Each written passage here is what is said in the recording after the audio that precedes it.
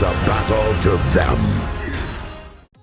Siemano gracze Rise of Kingdoms, wybaczcie, że nie nagrałem dla was tego filmiku wcześniej, lecz niestety czas, praca nie pozwoliły mi po prostu się, jakby tak powiedzieć, wcześniej zebrać, żeby ten filmik wam nagrać o aktualizacji 1.0.92 wiosenna chwała. Zresztą tak po cichu liczyłem, że się pojawi za niedługo jakiś tam informacyjny filmik, że wtedy wam to wszystko połączę w jedność, ale możliwe tak będzie, że podczas nagrywania tego ten filmik gdzieś tam się pojawi z aktualizacji 1.0.92 i go wam po prostu potem dogram, żebyście mieli taką jedną całość, nie rozbite na dwa, bo czasem tak jest, że on się tam pojawia dzień, dwa po informacji. Ogólnie chodzimy przy filmik Lilith, jeżeli chodzi o aktualizację, prawda? Tak dla przypomnienia. Ogólnie sam to wydarzenie, z tego co tam mniej więcej tam przeglądałem i się interesowałem troszeczkę tym, wygląda nieźle. Wygląda naprawdę ok. Ja jestem, jakby tak powiedzieć, pod względem tego troszeczkę, jakby tak powiedzieć, z jednej strony zadowolony, z jednej strony, no, czyli nas przyzwyczaiła do troszeczkę, jakby tak powiedzieć, większych tych informacji aktualizacyjnych. No zacznijmy, no, wiosenna chwała, czyli to, co już przerabialiśmy rok temu. Nadchodzi seria wydarzeń z okazji wiosny. Pamiętajcie tylko też, że 11 marca, gdzieś koło 6 UTC, będziecie mieli tą aktualizację wprowadzaną. Oczywiście to nie jest zwiążące z tym, że ten event od razu wtedy wchodzi. On przypuszczam, że wejdzie troszeczkę później, ale parę nowości pewnie od razu tu, te które przeczytamy, wprowadzą. Więc przechodzimy do pierwszej, czyli nadchodzi seria wydarzeń z okazji wiosny. Ciepłe wiatry. Wiatr szepcze, kojąc duszę, podczas gdy ptaki tkają dzikie i pełne melodie. Okej, to sobie nie będę darował. Wkrocz do grodu, zbieraj łopatki, stwórz na nowo ogród na dziedzińczu i zbieraj wiosenne skarby. Kurde, nie wiem, czy to będzie event 7K Games. Przypuszczam, że to będzie związane z takim zbieraniem, gdzie, wiecie, zbieramy tak to mamy łopatki, dajemy tam do jakiegoś wspólnego koszyka i tam mamy 10 skrzynek jakby razem ze sojuszem, tak? Ale mogę się mylić, bo może się pojawi 7K Game event. No w sumie ostatni raz był w grudniu, czyli tam, no kurczę, no nie jest jakoś bardzo dawno, więc może to o to w tym chodzi. Zobaczmy dalej. Ale wkroczenie do grodu to jest związane z tym całym eventem. Inwazja barbarzyńców, odeprzyj inwazję barbarzyńców i odzyskaj towar należący do Rady Handlu. To już widzieliście, to jest jakby tak powiedzieć nieraz zrobione. Ja to nazywałem byczkiem Fernando, gdzie go osobiście tam chroniłem. Szczyt potęgi, czyli Zenit, który widzieliście ostatnio na filmiku, czyli z piechoty Zenit. No, nie będę ukrywał, no jak ktoś gra więcej piechotą, ma 2-3 marsze, to wypadałoby ten Zenit zrobić, bo nie jest niezły, nie? Tym bardziej tam macie 20% do ataku, wiecie, że z Lilith idzie smite damage, a ten atak się przydaje, więc no, jeżeli ktoś gra z 2-3 marsze piechoty, mi się zdaje, że im to zaprocentuje. I nie wygląda źle, wygląda fajnie ten byk zielony, więc naprawdę Zenit fajny, ale no trzeba się przygotować na duży push, jeżeli chodzi o siłę, bo przypuszczam, że na większości KD gdzieś tam 20-30 milionów, tak jak mówiłem wcześniej, może do 40 będzie trzeba zrobić, by być w top 10. Wiadomo, jakieś mniejsze KD albo gdzieś niżej, no pewnie może uda się zrobić to na mniejszych wartościach. Wyścig z czasem, kto zlikwiduje na więcej barbarzyńców w najkrótszym czasie. Ja mam szczęście do tego, że zawsze ten event mam albo w trakcie KV-ka, albo pod koniec KV-ka. Więc ja go będę robił, wszystko zależy jak tam będzie z moją też siłą, z wojskami, ile mi się to uda zrobić. Ja go lubię robić, fajnie można wycisnąć tam 20k gemów, czy 20, nie k gemów, tylko uniwersalny główek, wybaczcie. Ostatnio byłem w top 10, chyba czwartym na miejscu byłem u nas na królestwie. Zobaczymy, co wykręcimy tu. Będę czekał oczywiście, żeby zobaczyć, jakie wyniki robią, no ale wiadomo, ci co tu mają najlepszą technologię popchają to po prostu do maksa, więc dlatego liczę tam być gdzieś tam w tej 10 nawet. Więc jeżeli się uda, no to nie będę marnował też dużo AP, no chcę po prostu to zrobić może raz, dwa porządnie i tyle. Poszukiwanie cudów, odnajdź cenne uzbrojenie i uturuj sobie drogę do wielkiej chwały. Poszukiwanie cudów, jeżeli chodzi o uzbrojenie. Kurczę, nie wiem, który to był event. Ciężko mi teraz tak przypomnieć sobie. Może to coś z młotkami było, wtedy takie młotki, co biliśmy. Ale nie wiem, zobaczymy. Może będzie jakiś filmik, tak jak mówię, od Lili, że się ukaże, ja będę mógł wam to wypuścić. Fortuna rybaka, no to już znamy. Łowimy sobie, jakby tak powiedzieć, rybki, wymieniamy sobie na różne nagrody. To nie jest pierwszy raz, kiedy Fortuna się pojawia. Targ melonowy, zarąbista sprawa. Dobrze wiecie, że ja to wspierałem wielokrotnie. Farmy, no trzeba uruchomić, kiedy ten event się zaczyna. Nie będę ukrywał tego. Możecie bardzo dużo surowców sobie nazbierać. Jeżeli ktoś jest na przykład przed migracją, tak jak ja, to też może sobie bardzo surowców dużo tam nazbierać na wszystkich farmach. Gdzieś tam trzymać je, a potem wiadomo, po skoku może przenieść to na mina, więc naprawdę super opcja. Targ melonowy, więc ja na pewno tam farmy uruchomię, chociaż teraz widzicie, no w ostatnim czasie na te farmy bardzo mało się logowałem. Nie miałem czasu, grałem głównie KVK. Zresztą zbieranie surowców teraz dla mnie to jest bez sensu, gdzie wiadomo, że tam myślę o migracji. Uczta Al-Fitr. Zbliża się nów, zbierz składniki, podziel się wspaniałą ucztą. Pewnie będzie to, co wtedy zbieraliśmy, te 4 różne dania i tam wrzucaliśmy i tam dostawaliśmy różne nagrody, więc to będzie coś chyba na takiej zasadzie. Szczegóły znajdziesz w kalendarzu wydarzeń. Niektóre wydarzenia będą dostępne tylko w regionach, gdzie wszystkie królestwa mają co najmniej 21 dni, czyli na młodych królestwach raczej tego nie będzie, raczej na pewno. Dodany sklep kosmetyczny, słyszałem się, dużo ludzi na tym jara, widziałem na Content Creatorach, już się jarali. Zdobądź klasyczne przedmioty kosmetyczne i dekoracyjne w nowym sklepie kosmetycznym. Do sklepu kosmetycznego od czasu do czasu trafiają nowe towary, więc regularnie do niego zaglądajcie. Czyli po prostu tych ludzie, którzy mają SV VIP-a i mają za dużo tych powiedzmy białych powiedzmy rubinków, gdzie mogą sobie po prostu wymieniać na różne tam kosmetyczne rzeczy w sklepie VIP-a, no to będą mieli w tym momencie możliwość to sobie bardziej rozbudowania, więc no rozbudowania, po prostu zobaczenia jak to wygląda, więc no fajna opcja, nie będę mówił dla SV VIP-u, fajna opcja dla nas jako zwykłych graczy, no wiecie jaka. Poprawki w Zaginionym Królestwie. Dodano wydarzenie przegląd śródsezonowy. W Zaginionym Królestwie wydarzenie zastępuje likwidowanie wrogów. Będzie odbywać się w trakcie każdego podbojów. Likwidowanie wrogów ogólnie to, co teraz na przykład jest na KVK. Ja akurat wam to nagrywam z mojej farmy, ale bo tam mam język angielski na mainie ustawiony i wolę wam tak. Ogólnie ten ranking punktowy, tu mam ten autarchy i to wszystko jak nam się pojawia, to jest zarąbiste, więc mam nadzieję, że oni tego nie skasują, bo moim zdaniem to jest bardzo fajna sprawa, więc mam nadzieję, że tu chodzi o coś innego. Mogę się mylić, likwidowanie wrogów. Może chodzi o teraz jakieś ten, co teraz jest likwidowaniem wrogów? Tak, o to chodzi, czyli to będzie się pojawiać. Słuchajcie, zobaczmy sobie tylko co ile. Likwidowanie wrogów. Będzie się odbywać w trakcie każdego sezonu podboju. Wydarzenie zastępuje. Aha, czy dane wydarzenie przegląd śródsezonowy, czy okej. Zastępuje, będzie odbywać się w trakcie każdego. Zdobywaj punkty indywidualne oraz punkty koalicji, zajmując święte obiekty, zabijając wrogie jednostki, lecząc swoich żołnierzy, wykonując inne działania. Trzymasz ceny nagrody w zależności od miejsca w rankingu. Okay, czyli jakiś przegląd śródsezonowy będzie za likwidowanie wrogów, ale on będzie jakoś inaczej rozbudowany. To wydarzenie będzie się wyłączyć w Zaginionym Królestwie, które po aktualizacji jest zoptymalizowane wydarzenie koło fortuny. Ok, to koło zaraz wyjdziemy, ale tu mamy... To jest ciekawe, no bo widzicie, że mamy jakby tak powiedzieć inną opcję. No ciekawe jak to będzie wyglądało. Jeżeli na plus to będzie, no to oczywiście jestem za, nie? I super opcja, nie? Jeżeli to będzie bardziej dla graczy i to będzie jakieś bardziej przejrzyste i będzie można zdobywać więcej nagród, to oczywiście, że tak. Jeżeli a propos koło fortuny, bo tu mamy zaplanowane wydarzenie koło fortuny. W sezonie trzecim i w sezonie podbojów dodano bilety na obrót, które są potrzebne, by obracać kołem fortuny. Zdobywaj bilety na obrót, kupując je za klejnoty lub nabywając pakiety. Zastąpiono przyspieszenia budowy, przyspieszenia leczenia. To jest bardzo, bardzo dobra zmiana, bo no wiemy, że my potrzebujemy leczenia, więc jeżeli kręcimy kołem i nam wypadało przyspieszenie budowy, to musieliśmy czekać na to, żeby było KVK i wymienić to na przyspieszenia do trenowania. Ale w tym momencie dla leczenia to jest dużo lepsza opcja, bo też to pomaga to nam w regenie, nie? Ale no wiadomo, też jeżeli ktoś kręci dużo kołem po danego dowódcy. Ja w ostatnim czasie dużo nie kręciłem, więc może tam jakiś tam nie mam tych, ale ciekawe jak to będzie rozwiązane, bo oni tu mówią o biletach za rubiny. Słuchajcie, my teraz za rubiny bierzemy, kręcimy, nie? Tu dają nam bilety, gdzie musisz kupić za rubin, albo kupić pakiet, czyli jest skok kolejny na kasę. Jest tylko, że to jest jakoś pewnie inaczej rozwiązane, żeby po prostu można było kupić, kupić pakiet, to masz rubiny i masz bilet.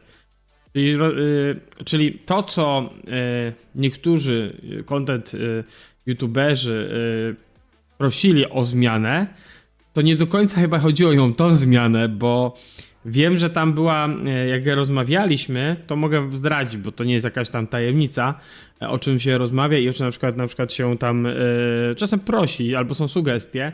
I ja sam taką sugestię też, jakby tak powiedzieć, wystosowałem do deweloperów, jak pisaliśmy, że fajnie by było, że na przykład jeżeli dowódców mamy już jakiś, tak, mamy na przykład zrobionych, wiadomo, ja nie mam wszystkich, ale jak są już gracze, którzy mają wszystkich tam powiedzmy dowódców, że nie potrzebują kogoś z koła, no to żebyśmy na przykład jak trafi się nam jakiś tam dowódca, który, nie wiem, przykładowo mam Huo i chciałbym, żeby chciałbym sobie poobracać w kole, ale że tak, żebym mógł zdobyć jakieś nagrody. No to mam Huo, przekręcę kołem i wypadnie mi Huo, ale ja go wydam na przykład na, nie wiem, 1 złotą rzeźbę, bo mi poleciał jeden Huo z złotej rzeźby, no to wymieniam na złotą rzeźbę uniwersalną przykładowo.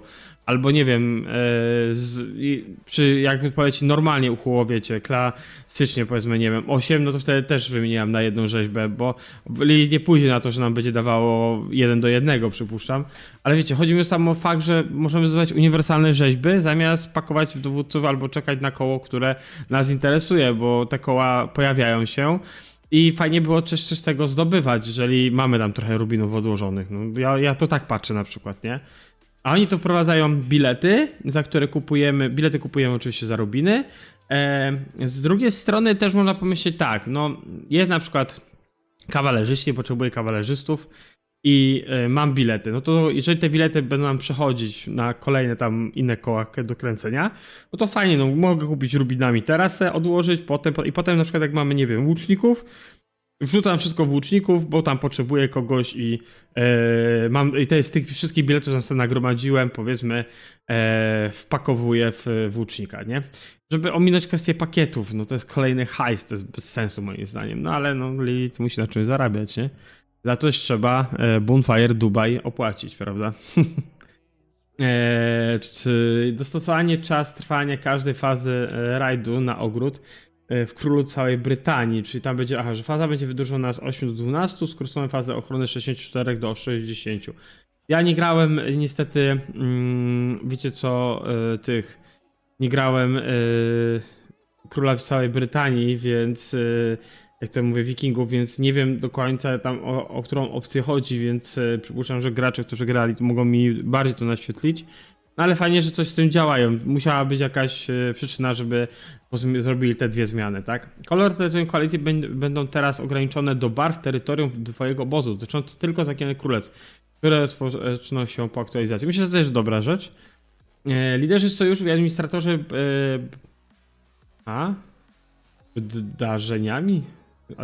wydarzeniami, tytułami mogą teraz przenieść własność zajętej przełęczy. Mogą teraz przenieść własność zajętej przełęczy w fortecy bojowniku lub świętego obiektu na inne sojusze swojej koalicji. Czyli na przykład jeżeli my mamy teraz przełęcz jako BB, to możemy to przenieść na przykład naszemu sojusznikowi, który jest koło nas, powiedzmy tam V coś i oni w tym momencie przejmują dowodzenie. No nie głupie. To nie jest głupie, ale może być bardzo wykorzystywane przez większe KD i to dość tak uporczywie. Już teraz mamy to, że pas 7 to są zbijanie się między fortecami, obijanie fortecy do tego, że się paliła, zaraz będzie regen i tak w kółko zabawa trwa w koła Macieju. Jeszcze do tego dochodzą dwie inne farmy, flag, jakby tak powiedzieć, defensywne flagi. No, jest to trochę irytujące w ostatnim czasie, nie? Oddział musi mieć aktywne terytorium graniczące z przenoszoną budową, czy tak sądziłem, chronione, fortece bojowników i święte obiekty nie mogą być przenoszone. Ok. Optymalizacja wydarzeń, uprawnienia mistycznej krainy. Po wskrzeszeniu oddziały będą tymczasowo odporne na wszystkie obrażenia w mistycznej krainie.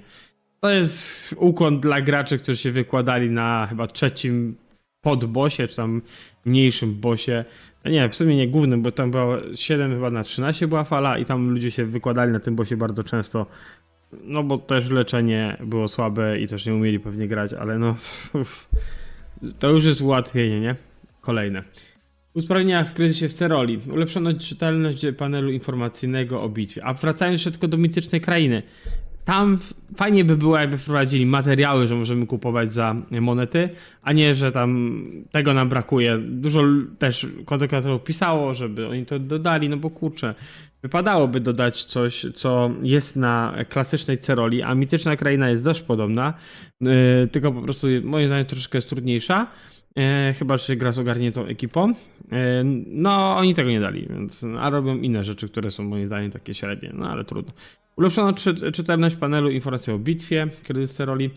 Usprawnianie standardowego starcia Arki Ozyrysa, umiejętność sojuszu działają teraz w niestandardowe starcie Arki. Na stronie rodzaju drużyny możesz wybrać. Każda umiejętność będzie wpływać na twój zespół. Dodano nowe ustawienie zwiększające limit jednostek wszystkich oddziałów na polu bitwy.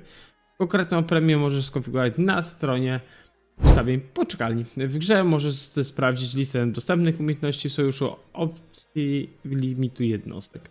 Wzmocnienia z muzeum będą teraz aktywowane w trybie wyrównanym. Ekskluzywna zniżka co tydzień ofert specjalny podczas wydarzenia. Dokładna data rozpocząć może ulec zmianie. Ekskluzywna zniżka na codziennie oferty specjalne podczas wydarzenia.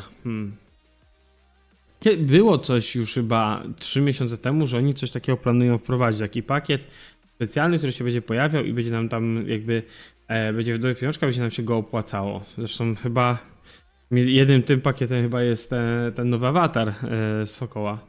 Może o to też w jakiś sposób jest to powiązane. Taka możliwość. Inne zmiany. Planują rozpocząć testów pionierskich nowej wersji mapy we wszystkich królestwach. Po wprowadzeniu aktualizacji w życie mamy nowa mapa, będzie się włączona, ale w każdej chwili będzie można przełączyć z na klasyczną.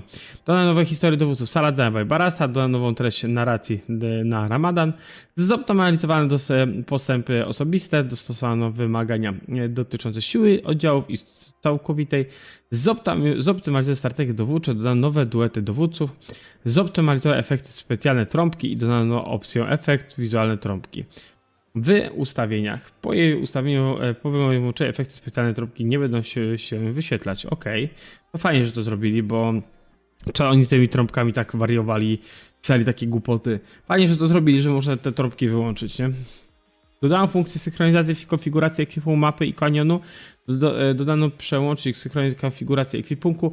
Po wyłączeniu tej opcji twoja konfiguracja ekwipunku na mapie nie będzie automatycznie synchronizowana z kanionem zmroku, zaginionym kanionem, wojną w kanionie, turniejem kanionu zmroku i Holmengangiem.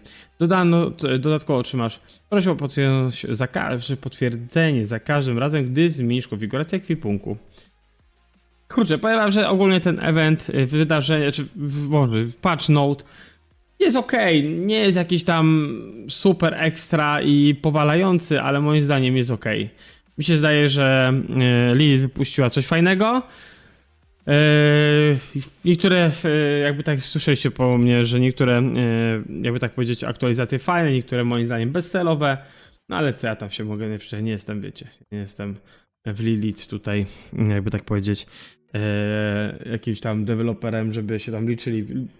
Ponoć twierdzą, że jak tam piszemy im jakieś sugestie, to się z nami liczą i z naszymi zdaniem, ale wiecie, jak to jest różnie, więc mi się zdaje, że tyle. Chociaż chyba jeszcze jedną rzecz chciałem wam pokazać, bo nie wiem, czy wiecie, ale Lilith prowadziło fajną funkcję, o której też się dowiedziałem chyba 2 dni temu, że możemy sobie zmienić maila. Czyli jeżeli macie maila założonego na, powiedzmy, takim mailu konto, które, jakby to powiedzieć, jest waszym głównym mailem, a kiedy byście chcieli, nie wiem, coś z tym kontem zrobić.